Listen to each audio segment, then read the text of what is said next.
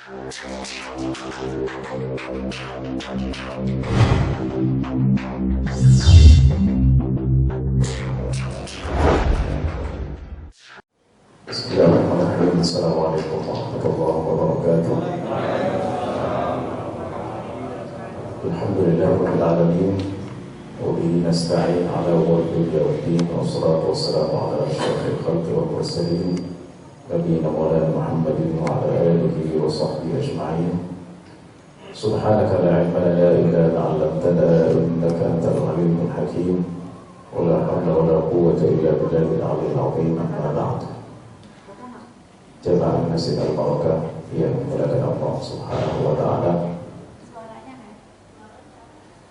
Suaranya 16 atas. Puji dan syukur kita panjatkan kepada Allah Subhanahu wa taala atas limpahan karunia dan nikmatnya di hari yang ke-9 di bulan Ramadan tahun 1438 Hijriah ini, yang mungkin bisa ditemani soalnya ikhlas itu ya.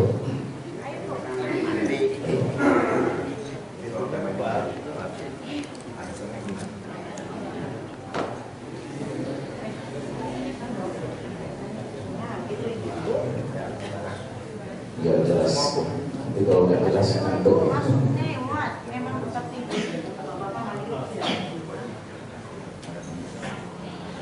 Atas karunia dan nikmat yang diberikan kepada kita dapat berkumpul di tempat yang mulia ini dalam rangka melakukan sholat subuh berjamaah yang telah kita lakukan dan kita mengisi dengan i'tikaf dan mendengarkan tausiah. Semoga menjadi kebaikan bagi kita semua dan diajar dengan sebanyak-banyaknya. Salawat dan salam semoga selalu tercurah kepada panutan kita, bina kita, suri teladan kita, Nabi kita Nabi Muhammad sallallahu alaihi wasallam beserta seluruh keluarga, sahabat dan pengikutnya yang senantiasa mengikuti jejaknya dan mengamalkan ajaran-ajarannya. Hadirin jemaah Masjid Al-Barakah yang dimuliakan Allah Subhanahu wa taala, seperti yang disampaikan oleh moderator bahwa tema ulama ini memang menarik dan kontekstual. Mengapa? Karena belakangan kita melihat fenomena kebingungan dari umat ini dalam memilih, dalam menjadikan panutan. Maka pada kesempatan subuh kali ini saya akan membahas tentang ulama. Pertama, bahwa ulama adalah orang-orang yang memiliki ilmu. Ini definisinya dulu. Jadi ulama bentuk jamak dari alim, yaitu orang yang memiliki ilmu dalam bidang atau takhasus yang dikuasainya. Jadi seorang alim pada dasarnya bukan hanya orang yang menguasai bidang agama, tetapi dalam istilah kekinian ulama lebih digelarkan kepada orang yang alim dan ini adalah definisi yang khusus. Jadi kalau disebut alim itu lebih kepada orang yang menguasai agama, kecuali misalnya dikaitkan atau disandingkan dengan yang lainnya. Misalnya alim apa? Alim kedokteran, bisa ustaz, bisa. Alim fisika, alim matematika, alim yang lainnya.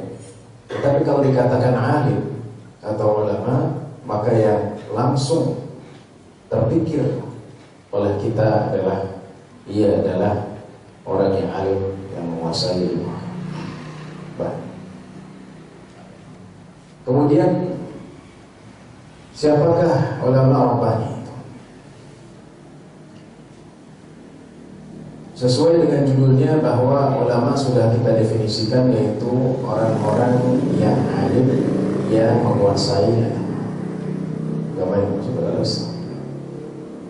Rabbani artinya yang menerapkan, mengaplikasikan, mengimplementasikan ajaran-ajaran ketuhanan dari kata Rabb.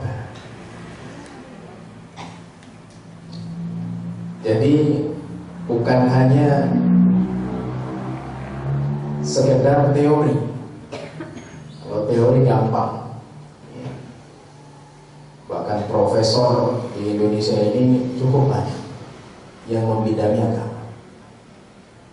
Tetapi siapakah di antara mereka yang mengaplikasikan ajaran-ajaran Tuhan, ajaran dari Allah itu?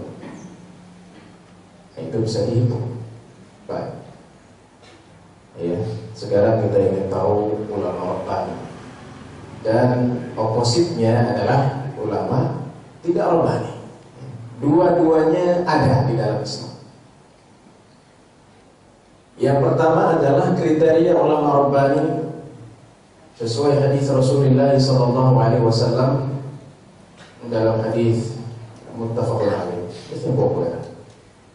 Qala Rasulullah SAW, al-ulama warathatul anbiya, lam yuwarrithu dinaran wala dirhaman, wa innama warathu al-ilma, faman akhadahu akhadha bihadhin wafir. Jelas. Ulama adalah pewaris para nabi. Pewaris para nabi artinya mengikuti ajaran nabi, ajaran para nabi. Dan sesungguhnya para nabi tidak pernah mewariskan dinar dan dirham. Jadi para nabi itu tidak pernah mewariskan. Dari mulai Adam alaihissalam sampai Nabi Muhammad SAW. Ketika Rasulullah SAW wafat, tidak ada sepeser pun yang disimpan. Dalam satu riwayat disebutkan ada cuma 2 dirham. Ya. 1 dirham itu dalam ekonomi Islam, 1 dirham itu setara atau senilai 1 ekor ayam kampung. Tanya harganya sama ibu. Berapa ya Bang? 150.000 ya, kalau lagi naik ya. Kalau turun 100, kalau lagi mahal 200. 1 dinar itu nilainya adalah 2,5 juta atau 2 sekian. Jadi Nabi 200.000 atau 400.000 saja tidak pernah disimpannya. Cuma 200.000, nggak pernah lebih dari itu sesuai dengan riwayat.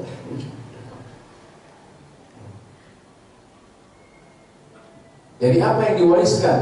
Para nabi mewariskan ilmu,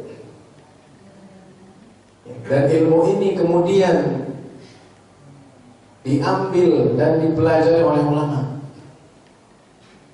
Ya, Nabi tidak mewaris, nggak punya account ya, dimana melihat harta yang dimana ya. Padahal Nabi Muhammad SAW sangat mungkin menjadi tajir, orang kaya. Kenapa? Karena dalam setiap peperangan, dan 50 peperangan dicatat dalam sirah, kalau setiap peperangan dapat ghanimah atau harta rampasan perang 100 dinar saja, kalikan berapa kekayaan Rasulullah. Ya, oportunis itu yang uangnya diambilnya buat bikin apa? Istana, ya, beli pulau di sini dan tidak. Rasulullah SAW tidak pernah. Baik. Jadi para nabi mewarisi ilmu dan ulama mengambil ilmu itu sesuai dengan ajaran Nabi Muhammad SAW. Kemudian kata Rasulullah SAW, barang siapa yang mengambilnya, nah ini poinnya Pak. Barang siapa yang mengambilnya, mengambil apa? Mengambil ilmu, sesungguhnya ia mengambil dengan bagian yang banyak. Nah, ini poin. Barang siapa yang mengambil ilmu maka sesungguhnya ia mengambilnya dengan bagian yang banyak. Artinya kriteria pertama, seorang ulama rabbani ia harus memiliki ilmu yang mumpuni. Ya, ilmunya nggak setengah-setengah, ya. Karena sekarang banyak namanya ulama dadakan. Ya, saya tidak mencela itu, ya. Memang ada beberapa yang memang mumpuni, tapi banyak juga yang tiba-tiba muncul. Ya. Asal latar belakangnya tidak diketahui, belajarnya di mana, ya. Berapa lama, backgroundnya apa. Ya. Saya belajar S1 hadis, S2 studi Quran, S3 pemikiran dan pendidikan Islam. Jadi tiba-tiba muncul, ya, hanya gara-gara pakaian seperti ulama. Oh, dia ulama, ya. Hanya gara-gara ia terkenal karena selebritasnya. Sekarang banyak, ya. Bahkan orang, alhamdulillah sekarang sudah banyak kurang. Kita mendengar orang itu suka ceramah, masih juga ada. Kalau orang berceramah itu dicari yang lucunya. Kamu Ustaz mana? Ustaz Fulan, kenapa? Dia lucu. Ya, orang Indonesia harus diselidiki. Tetapi kalau materinya lucu semua. Karena inti daripada ilmu adalah ilmu. Namanya gurauan itu hanya dari buku. Jadi itu kriteria pertama. Seorang ulama yang robbani dia memiliki. Ia tahu tafsir sampai ke akar-akar. Ia tahu hadis, ya, sampai ke akar-akar. Ia tahu fikih sampai ke akar-akar. Sekarang banyak ulama yang muncul tidak tahu backgroundnya, tiba-tiba mengeluarkan fatwa. Menafsirkan ini dan itu, ya, tanpa melihat background para ulama sebelum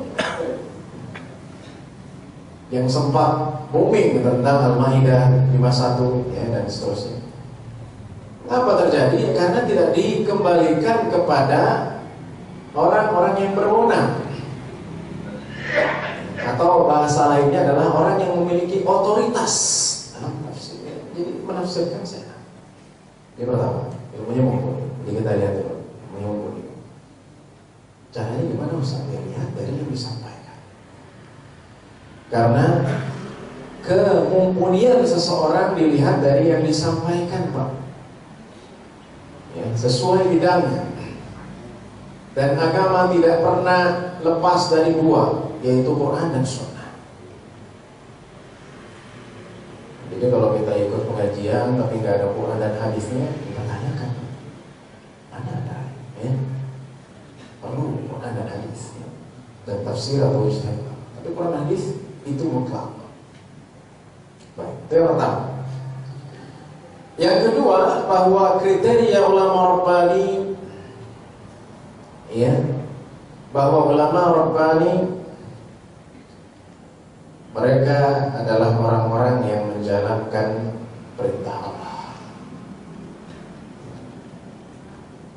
dan meninggalkan larangannya. Karena kata Al-Quran, innama yakhshallaha min ibadihil ulama. Sesungguhnya orang-orang yang paling takut kepada Allah itu adalah orang-orang yang alim. Jadi kalau dia tidak menjalankan perintah Allah dan tidak meninggalkan larangan Allah, dia bukan ulama rabbani. Di zaman sekarang banyak. Syarat pertama oke, ya, profesor, dia hafal Quran juga, kitab kuning lancar, banyak hafal hadis juga, tetapi dia tidak mengamalkan.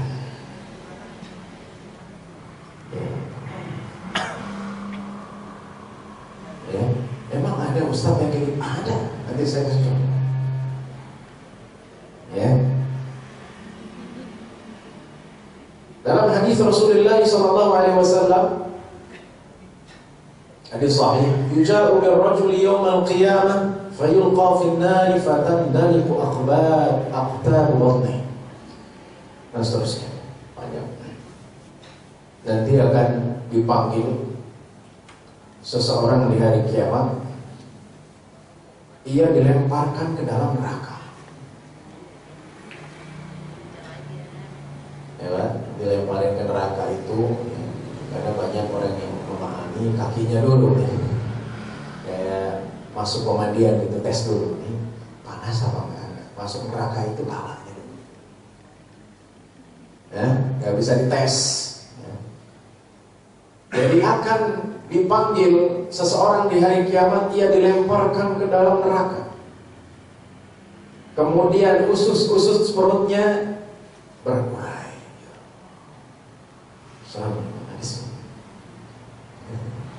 Maka ia berputar-putar seperti berputar-putarnya keledai.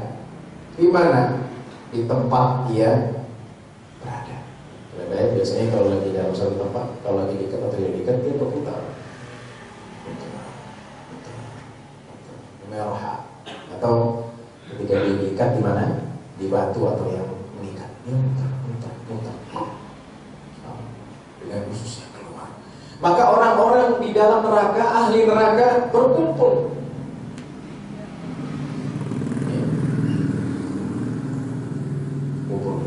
Kemudian bertanya kepadanya, "Fulan, kenapa engkau? Bukankah engkau menyuruh kami kepada kema'rufan dan melarang kami kepada kemungkaran?" Ya, jadi ulama ini dia amar ma'ruf nahi munkar dia. Tetapi apa? Kata ulama ini, kata orang, iya, aku menyuruh kalian kepada kema'rufan, aku melarang kalian kepada kemungkaran, tetapi aku tidak melakukan. Aku nyuruh kalian sholat, aku nggak sholat. Aku nyuruh kalian untuk tidak minum khamar, tapi aku minum khamar. Ya, jadi pertama ilmu mumpuni, yang kedua melakukan perintah Allah. Ini nggak melakukan. Ya. Dan yang ketiga ini yang lebih parah ya, kriteria yang ketiga. Jadi ini dia tidak melakukan. Dia pintar nyeramain orang tapi sendirinya tidak melakukan. Ya, karena ada orang seperti itu. Yang ketiga itu lebih parah. Bahwa kriteria orang rabbani atau ulama rabbani. Ulama rabbani kriteria itu penting. Memerintahkan kepada kebenaran, melarang dari yang batil.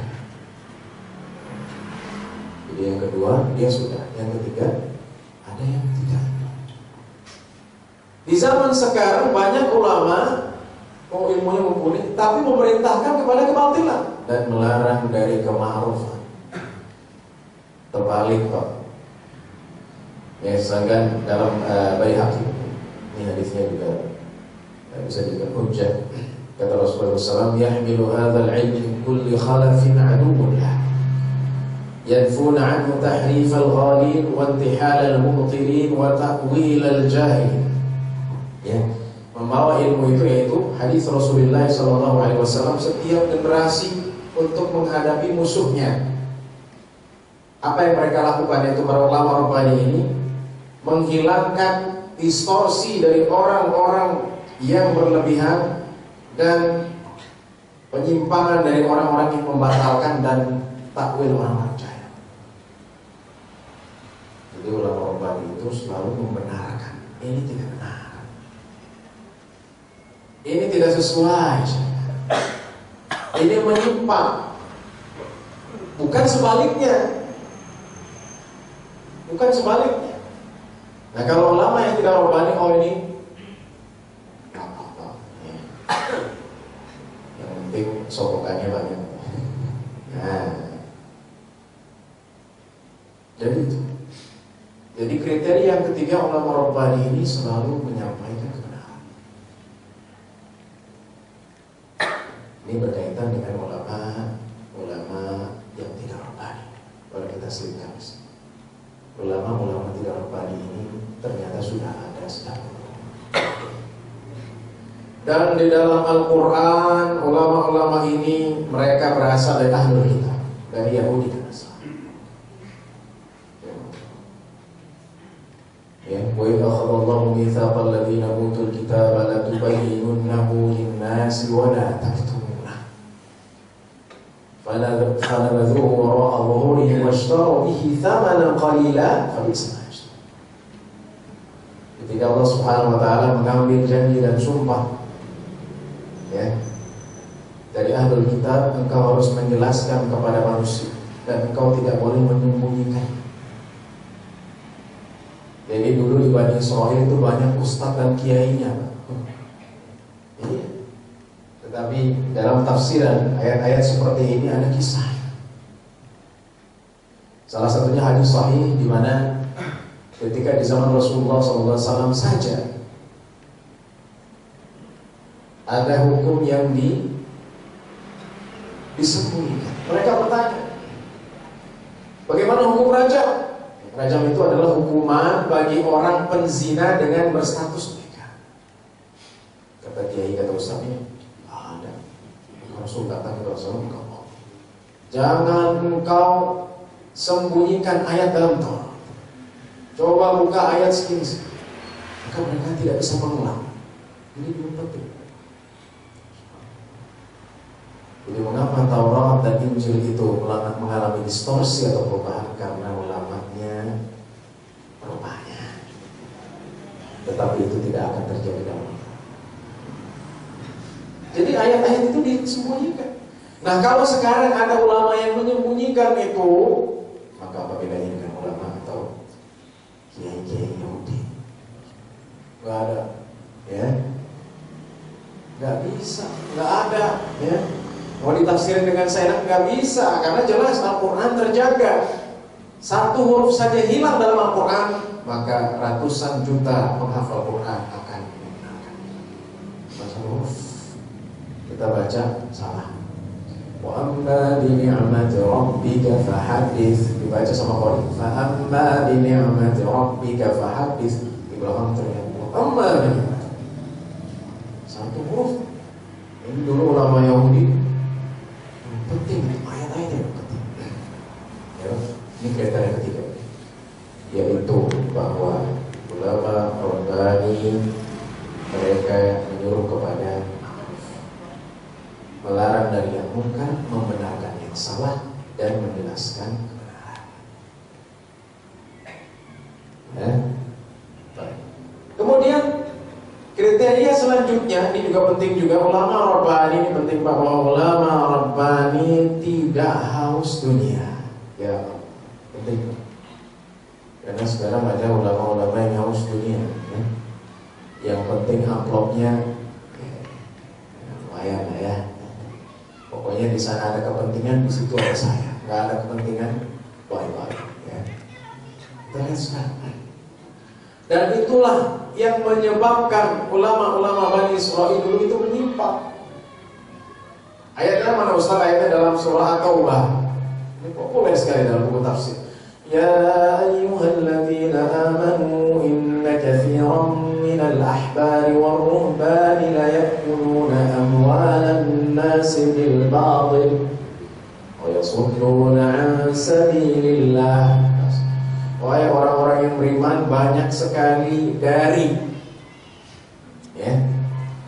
kalangan pendeta dan orang-orang alim Bani Israel, mereka memakan harta orang dengan yang batil dan menyimpang dari jalan Allah SWT. Ini ada kisahnya juga. Jadi disebutkan ulama Bani Israel, ya, itu paling suka dengan sogokan. Datang orang minta fatwa haram, terus dia mulai uang 1 miliar. Halal, silakan. Ini tafsirannya Pak. Jadi mereka mengambil harta untuk kepentingannya dan mengganti syariat Allah. Kenapa? Karena mereka haus dunia. Ya. Ini cirinya Pak. Jadi kalau ada ulama-ulama di zaman haus dunia, ya, dekat dengan orang-orang yang tajir, kemudian yang dulunya konsisten, dulunya baik, sekarang tidak, maka ia termasuk ulama-ulama su, ulama-ulama. Ada bahasa saya aja ya. Nggak usah lah keras-keras masalah fatwa itu. Ini ya 10 miliar pesantren kamu, oke? Saya tidak menyebut nama ya, karena nanti salah paham. Terjadi. usah doa. Awalnya dia keras, ya. Ketika Kiai ya, tolong agak toleran sedikit ya. Kami akan ada Pak Kiai. Ya, agak banyak lah, cuma 100 M buat dakwah Pak Kiai. Tapi yang itu jangan terlalu keras. Ya kalau bisa nggak usah ceramah gitu. Oke, bisa. Nah itu lama-lama Yahudi dulu seperti itu. Ya. Fatwa itu berubah dengan apa? Dengan sokokan. Ya Allah, wala quwwata illa billah.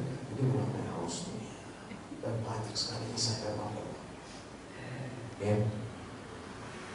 Dalam Al-Quran juga dalam surah Al-A'raf disebutkan wasfu alaihim naba'al ladzi atainahu ayatina fansalakha minha fatba'ahu asy-syaitanu fakana minal ghawin. Ya.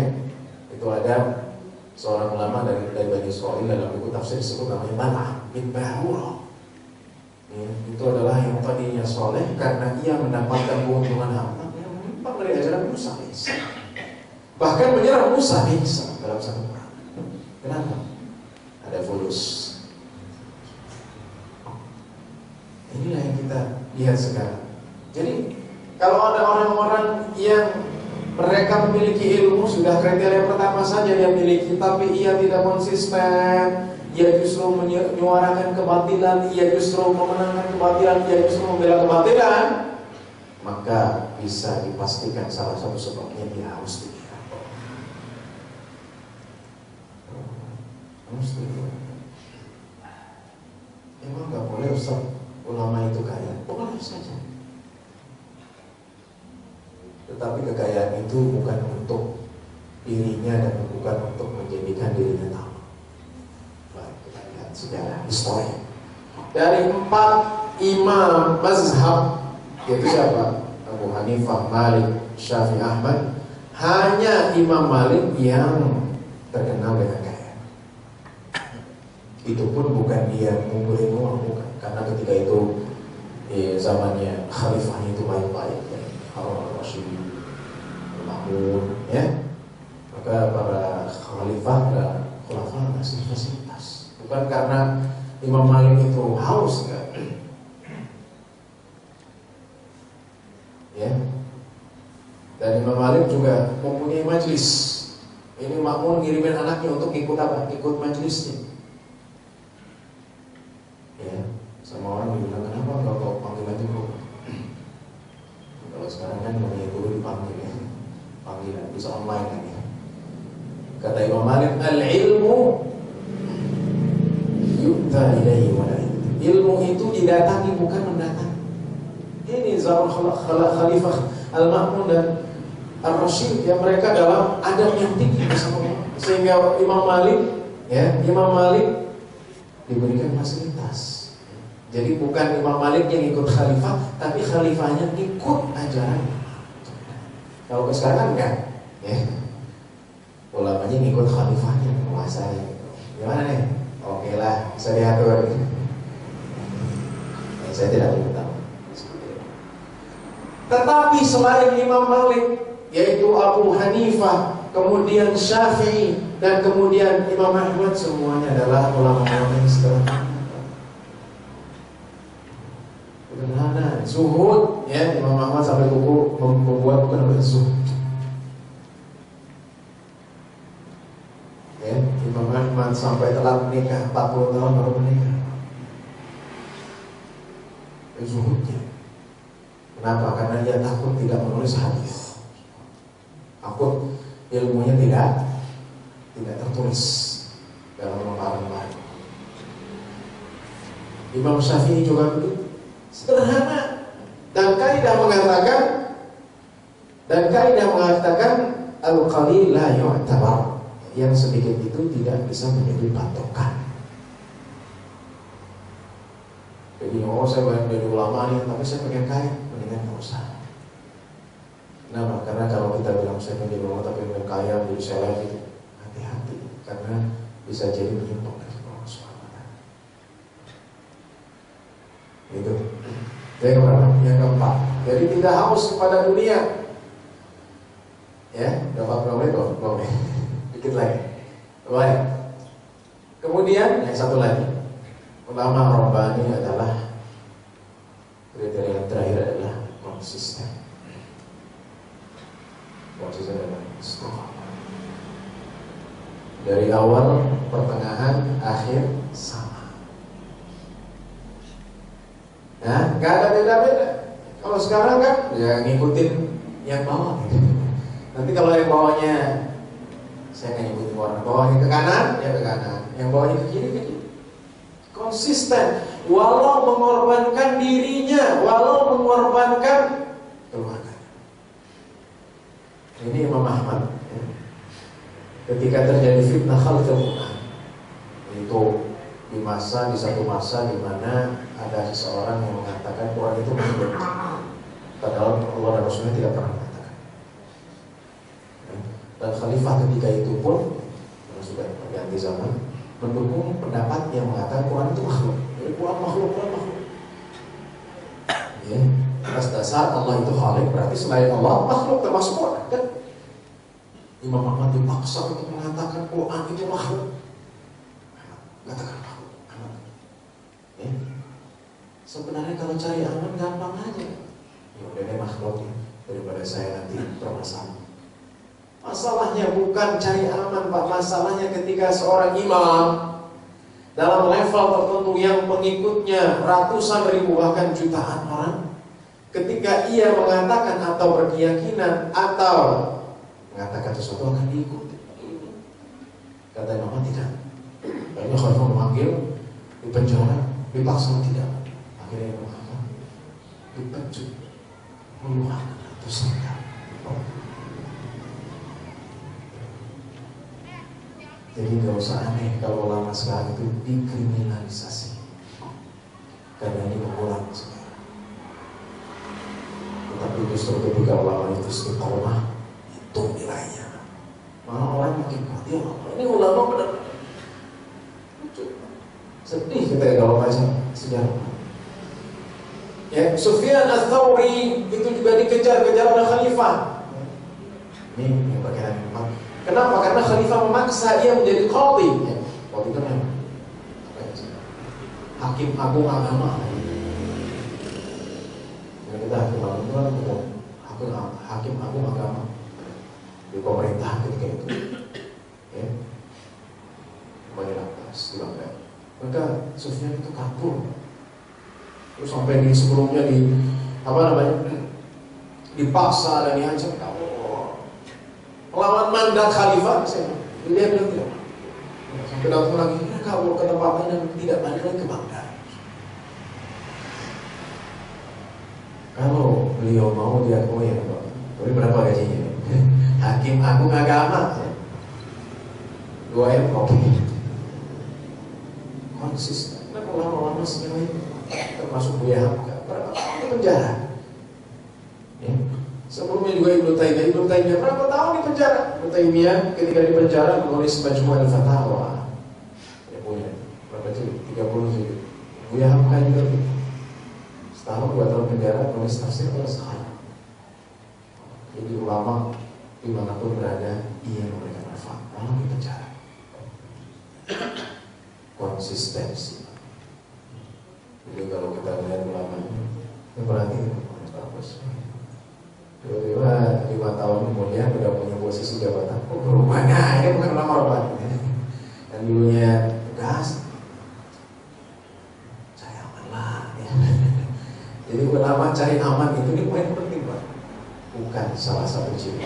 Karena ulama Rabbani tidak pernah mencari titik aman.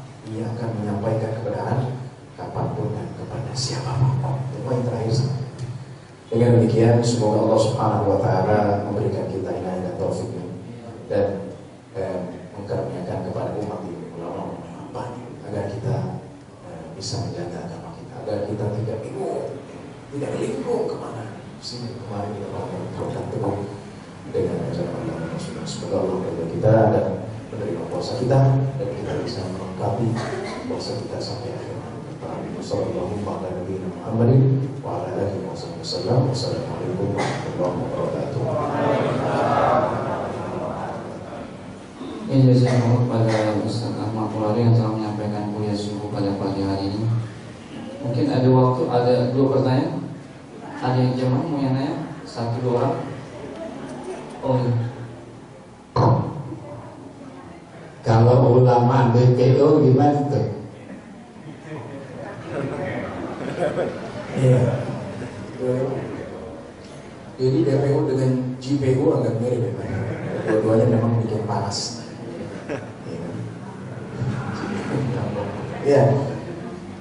Iya, itu tergantung kasus. Tapi dalam kasus ini sudah terang benderang dan nyata bahwa ayat-ayat loyalitas kepada orang yang beriman itu terang benderang, nggak ada takwil lagi, Pak. Ya, ini balik lagi ke Al-Maidah ya, apa? Umar bin Khattab ketika menjadi khalifah, ya, salah satu sekretarisnya Musa Al-Syari,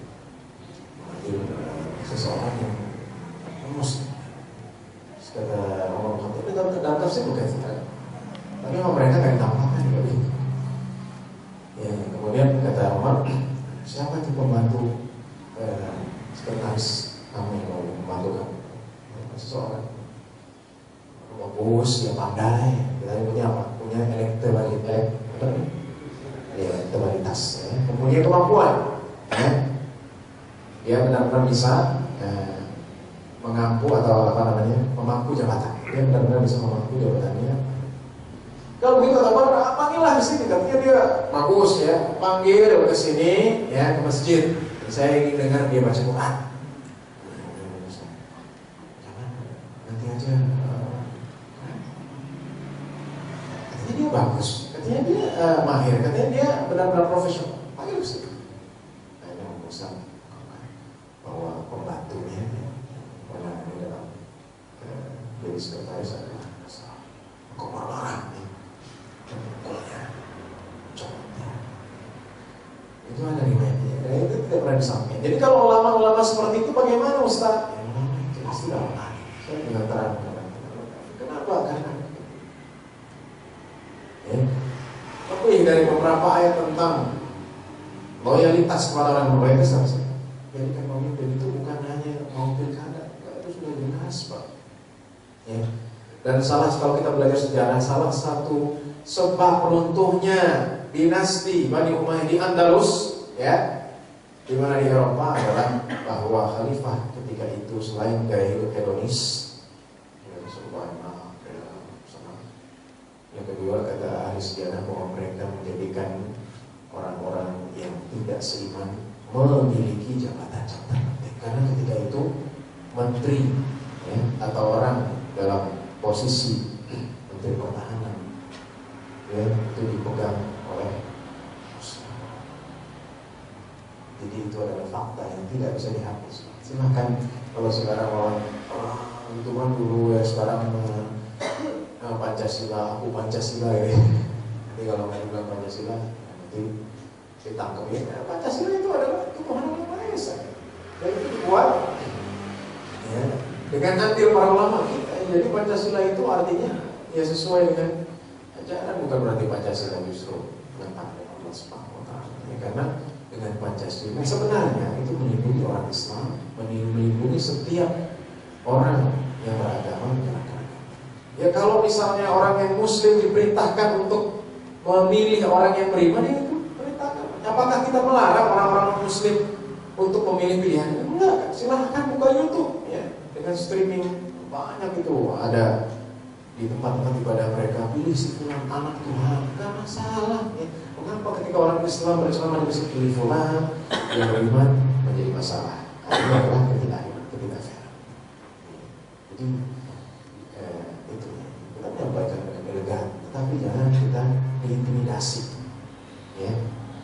Apalagi sekarang banyak istilah persekusi lah apa ya, orang Islam mau melakukan ajaran itu dalam persekusi. Orang Islam mengingatkan orang lain persekusi.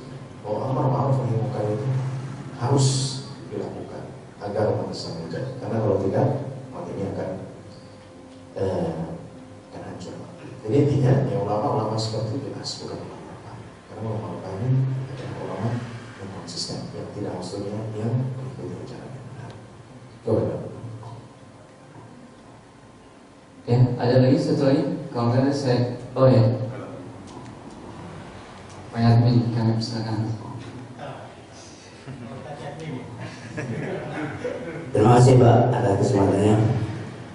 Kalau Pak Ustaz S3 juga S3 Pak sama, ilmu yang beda. Pertanyaan sebenarnya yang kaitan dengan sama ini pilkada Pak ya. Tapi ini kaitan dengan Al-Maidah 21 Pak ya. Saya juga cukup sedih Pak karena sebenarnya di situ mungkin ada ulama yang termasuk ulama yang cukup miliar Pak ya. Dan itu disebutkan bahwa Al-Maidah itu masih multi tafsir Pak. Jadi kalau sebagai pakar saya tanya, kalau multi tafsir yang belum baku Pak ya, apa mungkin Ustaz itu belum tahu tapi karena satu miliar. Jadi yang ingin saya tafsirkan saya sendiri bodoh nggak tahu tapi ingin tahu. Dan itu dikatakan di TV itu Al-Maidah 21 multi Pak. Misalnya saya kan mungkin tafsirnya sudah baku Pak ya, bukan multi. Itu ya Pak. Terima kasih.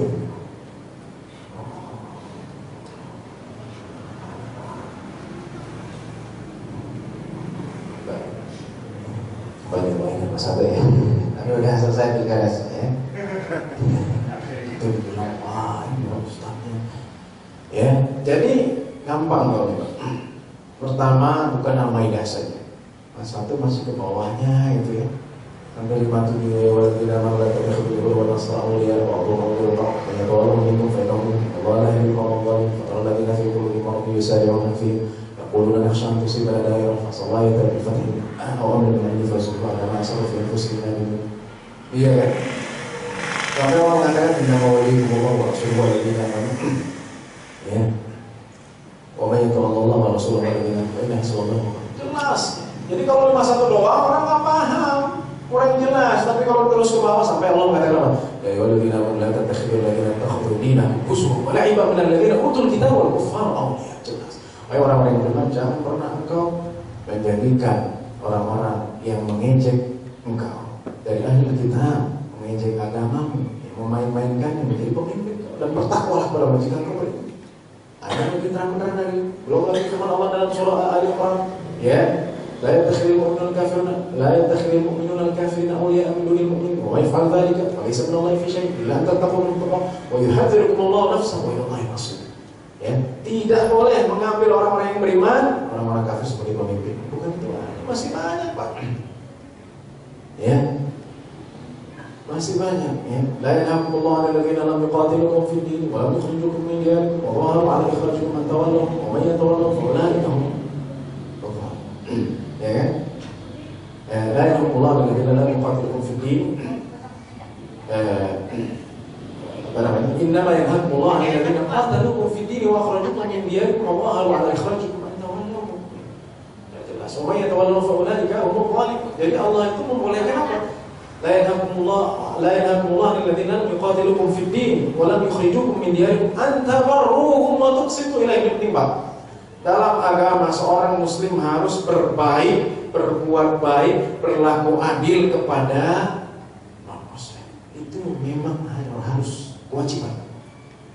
Makanya ayat pertama dia bilang antabarruhum wa tuqsitu ilaihim. Bukan antawallahum, bukan. Berbuat baik dan berlaku adil itu mesti. Tapi ayat kedua apa? Wa may yatawallahu. Barang siapa yang apa?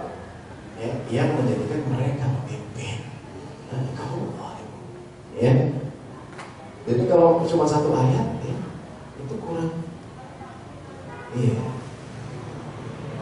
Satu doang alat Yahudi dan Nasrani ternyata itu. Ya ayyuhalladzina amanu la tattakhidhu aduwwi wa aduwwakum awliya tulquna ilaihim bil mawaddah qad kafaru bima ja'a. Jadi gimana Ustaz intinya? Intinya adalah pertama bukan Al-Maidah ayat 51 saja.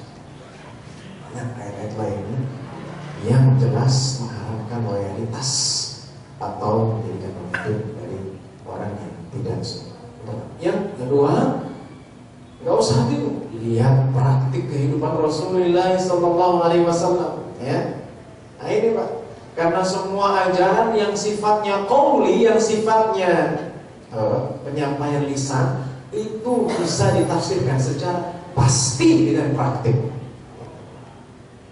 Jelas? Jadi kalau misalnya, oh ini multi tafsir, lihat coba sekarang kita ingin kembalikan ke zaman Rasulullah SAW. Tadi udah zaman Umar kan, praktiknya seperti zaman Rasulullah SAW. Ketika Rasulullah SAW hijrah, ini karena orang salah ngertiin sirah. Katanya di Mekah itu Rasul aja nggak masalah kok, Abu Lahab, Abu Jahal yang pemimpin ya. Lihat kondisinya Pak, ketika itu umat Islam dalam keadaan lemah. Nggak mungkin Allah SAW melakukan perlawanan. Baca cuma ngambil sirah itu satu potong saja. Ya, ketika Rasulullah SAW balik lagi dari Madinah, balik lagi mengambil kekuasaan ke Mekah, apakah Rasul bilang, ya udah deh, gubernur Mekah siapa nih? Abu Lahab ada nggak? Ya, yang musyrik.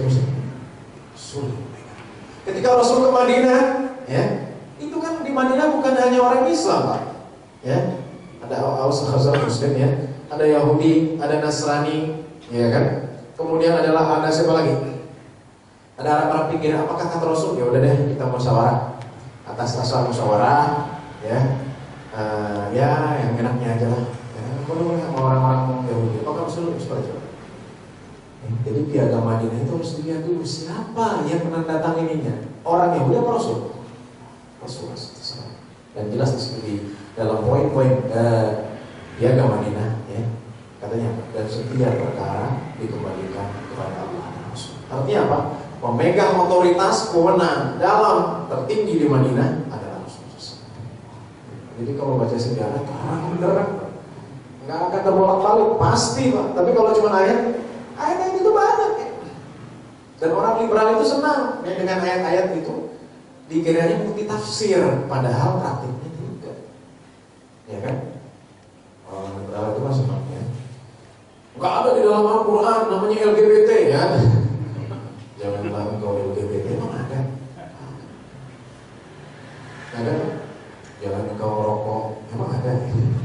Nggak ada ya. Tetapi ulama tahu Pak. Nggak ada itu LGBT ya apa-apa, karena salah satu tokohnya Pak, nasihatnya kalau bisa cek. Inisialnya MM, profesor, perempuan. Itu penasihat LGBT. Terus saja inisial MM, ya, penasihat LGBT lulusan UIN. Ya, nggak tahu Ustaz melihat saya sebut tapi rekam ya. Saya matiin Ustaz. Langsung diupload ya. Itu kaum liberal dilontarkan, nggak ada dalam Al-Quran, ya itu namanya dilarang, melarang tentang LGBT. Itu kan namanya asasi manusia, ada lelaki dan perempuan itu dilahirkan tidak sesuai dengan kodratnya, ada segala masalah ya. Ya. Baca aja sejarah ya. Berapa kali Allah menyebutkan Lut dengan kaumnya, itu sudah cukup Pak. Kalau qala liqaumihi atatuna al-fahisha sabaq.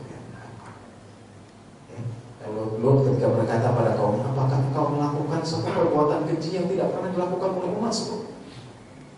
Tidak mungkin Lut mengatakan itu perbuatan keji kalau itu tidak dosa Pak. Ya kan? Anjaynahu wa ahlahu illa imra'atan kanat minal ghabirin wa amtarna 'alaihim matara. Ya kan?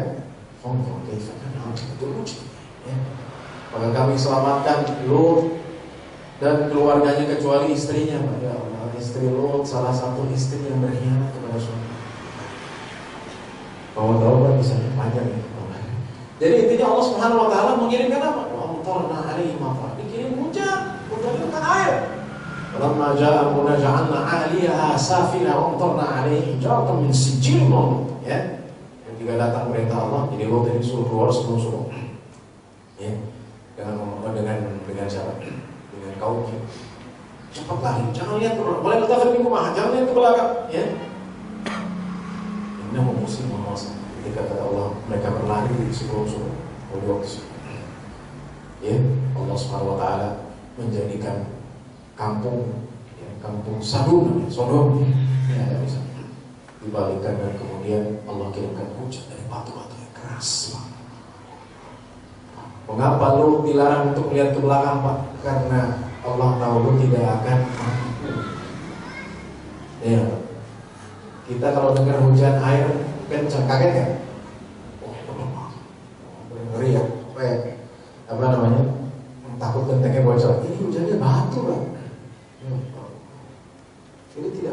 mengirimkan siksaan itu kecuali kaum itu telah menyimpang dari jalan. Jadi intinya adalah bahwa ayat-ayat dan hadis-hadis itu Pak yang sifatnya lisan.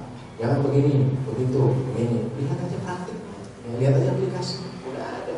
Mas, lihat historinya bagaimana. Nah, sehingga kita semakin yakin Pak. Sudah Allah sudah contohkan, toleransi sudah dicontohkan. Ya. Jadi toleransi itu bukan campur-campur agama. Mas kok boleh jual kafir, nggak boleh nyebut kafir. Jadi apa? Katakanlah wahai orang-orang yang tidak Islam, apa ada? Nggak bisa diganti. Dari zaman Islam sampai hari kiamat dan seterusnya. Ya ayyuhal kafir bisa diganti. Ya nggak radikal gitu Ustaz. Wahai orang-orang yang tidak Islam, enggak. Ya ayyuhal kafir mau diganti. Ada yang berani? Kalau dia menggantinya, bukan dia telah buat. Bisa diganti Pak. Itu dari saya Allah SWT. Jadi jangan mencampur-campur. Jadi jangan menafsirkan dengan multitafsir dengan hawa nafsu. Jadi ada pendekatan apa? Pendekatan ilmu dan pendekatan historis. Ini yang kedua bentukan historis. Kalau kita terus jalani, kamu praktik, kita tidak akan aku. Cukup.